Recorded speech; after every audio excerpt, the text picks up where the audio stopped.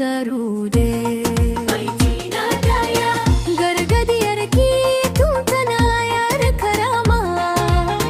Ciyar maza ba wurin zama ba ne, ko kanin babanta ko almajiri ne. Kada ta saba cira ya fi kowa. Baitina biyu idan yaya sun kai shekara biyu. Kada ki canja kaya a gabansu, koya musu kunya su fita waje. Al'adar kwarai ita ce mafita. Wanda ke kiran yarki da matata, ko amaryata ki dakatar da shi.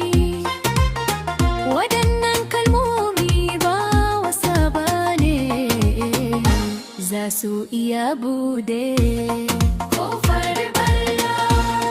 Baitina hudu idan suna wasa ki zama mai lura. Wani irin wasa suke yi da juna? Wasan al'ura sharrin yara ne, kada ki bari su fadatar ko shedan. Baitina biyar kada ki matsa mata ta je gun wanda ba ta so. Mai shago ne ko kuwa makwabci, idan ta ki zuwa akwai dalili.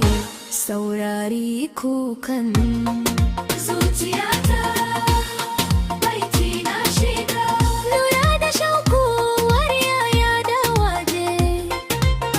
Wani mutum ne suke son zuwa gunsa, kada su yawo babu riga ko logo, ko da a gida ne ko a waje ne.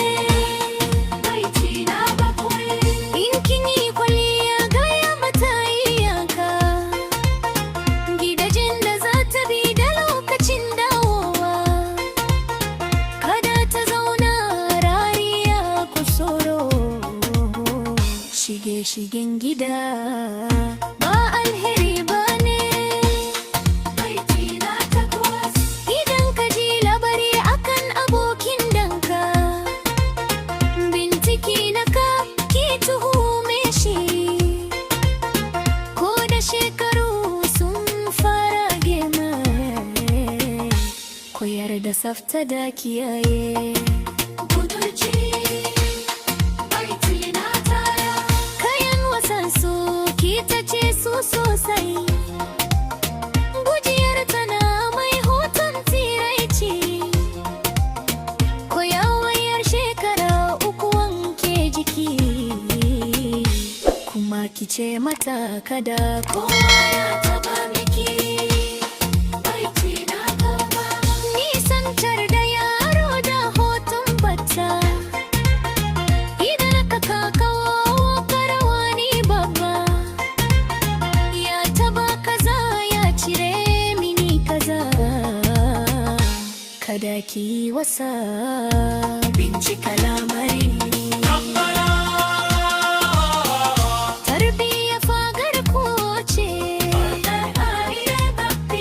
gida ne tushen komai. Allah ya kare mana zuri'a daga sharrin zamani. Muhimman abubuwan lura, sauti zaka iya rera. Nan wakar salon nasiha ko kuma salon wakar Hausa ta gargajiya. Manufa izar da sako cikin sauki ga uwaye domin kiyaye yara daga faya.